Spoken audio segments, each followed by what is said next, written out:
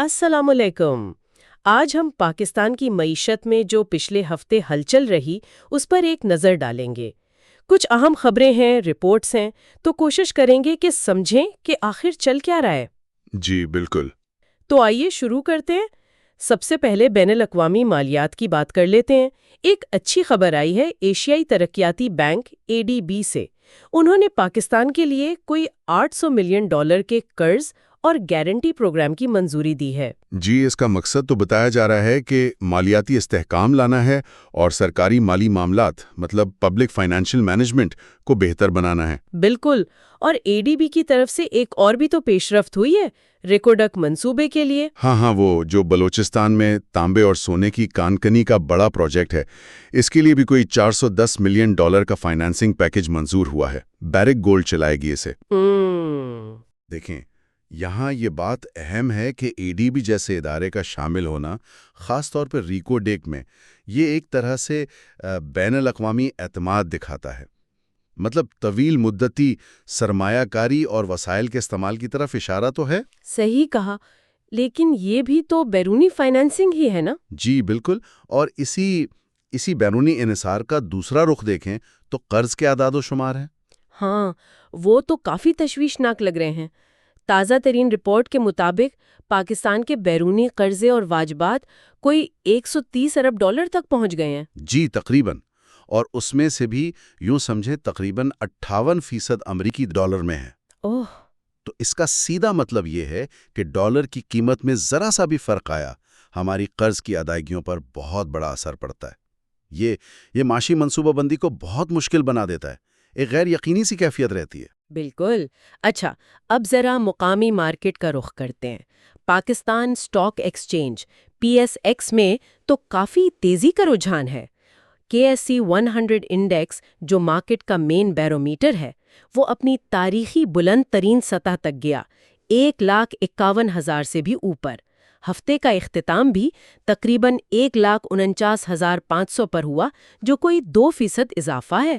جی یہ تیزی تو نظر آ رہی ہے، سرمایہ کاروں کا اعتماد تو دکھاتی ہے یہ۔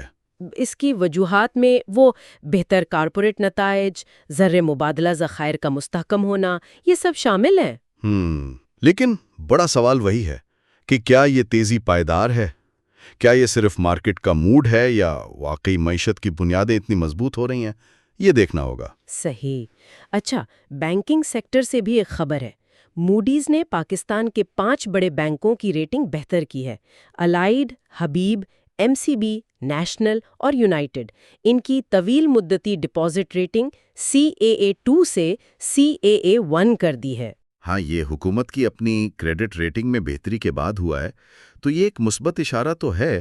بین الاقوامی ادارے ان بینکوں کو پہلے سے تھوڑا کم رسکی سمجھ رہے ہیں، لیکن دیکھنا یہ ہوگا کہ کیا یہ واقعی ان بینکوں کی اپنی مالی صحت کی وجہ سے ہے یا صرف حکومتی ریٹنگ کا اثر ہے۔ یہ اہم نکتہ ہے۔ اصل فائدہ تب ہوگا جب اس بہتر ریٹنگ کی وجہ سے بینک زیادہ قرض دیں اور معاشی سرگرمی بڑھیں۔ بالکل۔ ایک اور بڑی خبر کارپوریٹ سیکٹر سے ہے۔ فوجی فاؤنڈیشن اور کوٹ ادو پاور کمپنی کیکو نے مل کر اٹک سیمنٹ میں بڑا حصہ خریدنے کی پیشکش دی ہے۔ جی تقریباً 84% حصہ۔ یہ اگر ڈیل ہو جاتی ہے تو سیمنٹ سیکٹر میں یہ ایک بہت بڑی تبدیلی ہوگی۔ اس سے مارکیٹ میں مقابلہ اور سرمایہ کاری کے رجحانات پر کافی اثر پڑ سکتا ہے۔ ٹھیک، لیکن ان سب مثبت یا ملی جلی خبروں کے ساتھ ساتھ اسٹیٹ بینک کے گورنر کی طرف سے ایک بہت پریشان کن بات سامنے آئی ہے۔ پاکستان میں مقامی بچتوں کی شرح بہت کم ہو گئی ہے، GDP کا صرف 7.4%۔ جی، اور یہ اصل مسئلہ ہے، یہ بنیادی چیلنج ہے۔ ہمارے خطے کی اوسط 27% کے قریب ہے اور ہم صرف 7.4% پر ہیں۔ تو اس کا مطلب ہے کہ ہم سرمایہ کاری کے لیے اندرون ملک وسائل پیدا نہیں کر پا رہے؟ بالکل، جب بچتیں اتنی کم ہوں گی تو ترقیاتی کاموں کے لیے پیسہ کہاں سے آئے گا؟ جواب وہی ہے، باہر سے قرض۔ یہی کم بچتیں ہمیں بیرونی قرضوں پر انحصار کرنے پر مجبور کرتی ہیں، اور اسی وجہ سے ہماری معیشت وہ بوم بسٹ سائیکل کا شکار رہتی ہے، کبھی تیزی، کبھی ایک دم سستی۔ اور شاید اسی کی ایک جھلک ہمیں ای کامرس میں بھی نظر آ رہی ہے۔ کورئر کمپنیاں کہہ رہی ہیں کہ ڈیلیوری آرڈرز کم ہوئے ہیں۔ ہو سکتا ہے یہ مہنگائی کا دباؤ بھی ہو سکتا ہے، یا لوگوں کا اعتماد کم ہو رہا ہو۔ دوسری طرف حکومت کچھ نئے اقدامات بھی کر رہی ہے، جیسے وہ ڈیجیٹل اکنامک سینسس۔ ہاں، ملک کی پہلی ڈیجیٹل معاشی مردم شماری۔ مقصد تو اچھا ہے کہ فیصلوں کے لیے بہتر ڈیٹا ہو۔ اور اسٹیٹ بینک نے بھی تو ایک نیا payment system prism plus launch کیا ہے۔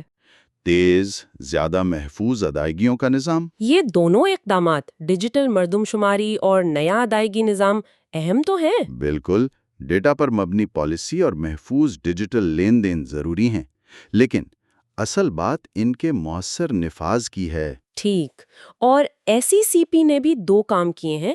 ایک تو کیپٹل مارکیٹ ڈیولپمنٹ فنڈ بنایا ہے، جی، تاکہ لوگوں میں سرمایہ کاری کا شعور بڑھے۔ اور دوسرا اسٹارٹ اپس کے لیے اینجل فنڈ کیٹیگری متعارف کروائی ہے۔ ہاں، یہ بھی اہم ہے۔ نئے کاروباروں، سٹارٹ اپس کو شروع میں فنڈنگ ملنا آسان ہو تو وہ معیشت میں نئی جان ڈال سکتے ہیں۔ اور 2 مختصر خبریں بھی تھیں۔ ایک تو ریلوے کی اپ گریڈیشن کے لیے اب ADB فنڈنگ دے گا۔ جی، چینی فائنانسنگ میں تاخیر کے بعد یہ فیصلہ ہوا ہے۔ اور پاکستان اور ایران زرعی تجارت بڑھانے پر متفق ہوئے ہیں۔ تو خلاصہ کیا نکلتا ہے اس سب کا؟ تصویر تو کافی ملی جلی سی لگ رہی ہے۔ ایک طرف ADB کی فنڈنگ ہے، اسٹاک مارکیٹ میں تیزی ہے، بینکوں کی ریٹنگ بہتر ہوئی، کچھ ڈیجیٹل اقدامات ہیں۔ جی، اور دوسری طرف وہ بیرونی قرضوں کا بڑا بوجھ، مقامی بچتوں کی انتہائی کم شرح اور ای کامرس میں سست روی کے اشارے۔ دیکھیں، اہم نقطہ یہ ہے کہ بیرونی مدد جیسے ADB کے قرضے یا اسٹاک مارکیٹ کی وقتی تیزی، یہ کچھ وقتی سہارا تو دے سکتے ہیں، لیکن اصل اور پائیدار ترقی تبھی آئے گی جب ہم اپنے بنیادی مسائل حل کریں گے، خاص طور پر یہ بچتوں والا مسئلہ اور بیرونی قرضوں پر انحصار۔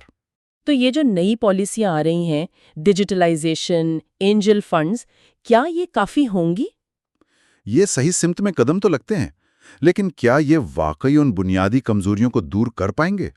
یہ وقت ہی بتائے گا۔ ان کا نفاذ اور ان کے اثرات دیکھنے ہوں گے۔ بالکل۔ تو آخر میں سامعین کے لیے ایک سوچ چھوڑے جاتے ہیں۔